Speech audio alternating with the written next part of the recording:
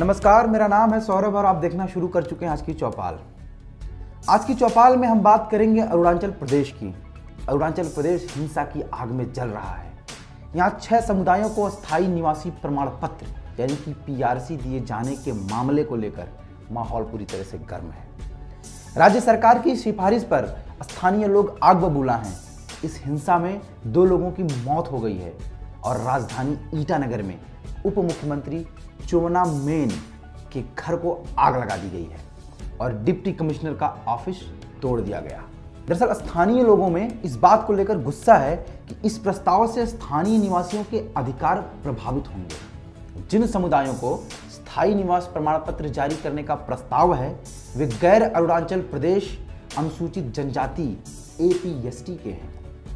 हालांकि अरुणाचल प्रदेश की सरकार ने राज्य के बाहर 6 समुदायों को स्थायी निवासी सर्टिफिकेट देने वाले विधेयक को वापस ले लिया है। यहाँ हमें इससे जुड़े कई तथ्य जानने की जरूरत है, तो आइए सबसे पहले जानते हैं कि स्थायी निवासी प्रमाण पत्र यानी कि पीआरसी है क्या।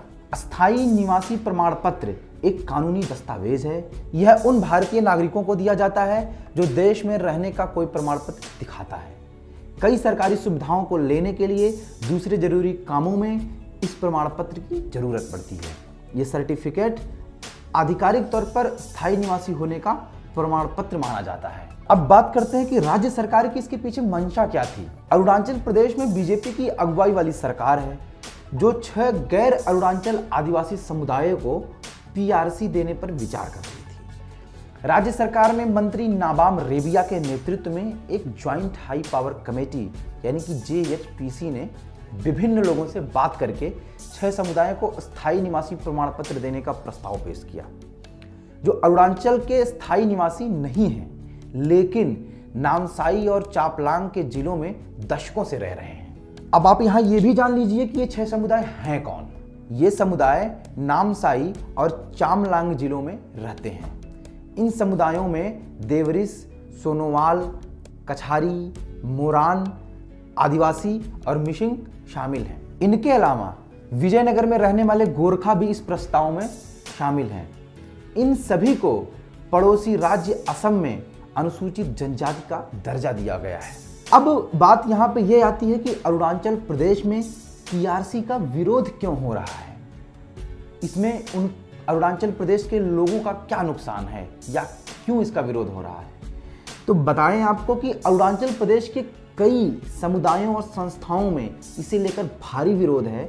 उन्हें लगता है कि ऐसा करने से राज्य के आदिवासियों के हितों और अधिकारों को न केवल ठेस पहुंचेगी बल्कि उनके अधिकारों और हितों के साथ समझौता होगा। उन्हें कॉम्प्रोमाइज करना पड़ेगा।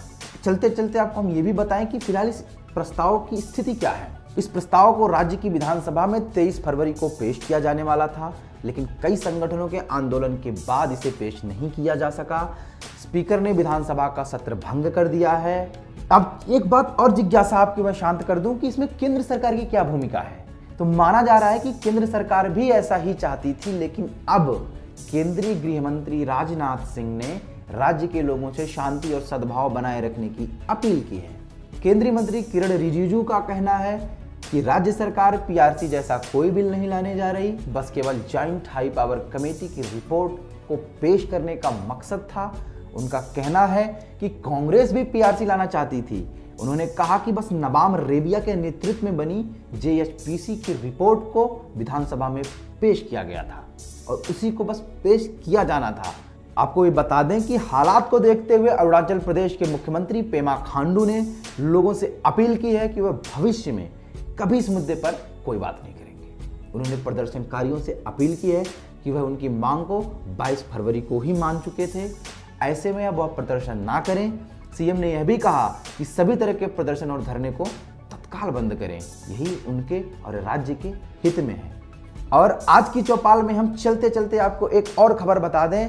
आज प्रधानमंत्री नरेंद्र मोदी ने दिल्ली में राष्ट्रीय युद्ध स्मारक का उद्घाटन किया है। यह स्मारक पिछले 60 वर्षों से पेंडिंग पड़ा हुआ था। यह स्मारक देश की रक्षा के लिए शहीद हुए सभी सैनिकों की याद में बनाया गया है। चाहे वो 65 का युद्ध रहा हो, 62 का युद्ध रहा हो, 71 का युद्ध रहा हो, 1999 का कारगिल का युद्ध रहा हो, इस सभी युद्धों में हमारे देश के लिए अपनी शहादत देने वाले शहीदों के सम्मान के लिए ये युद्ध स्मारक बनाया गया है।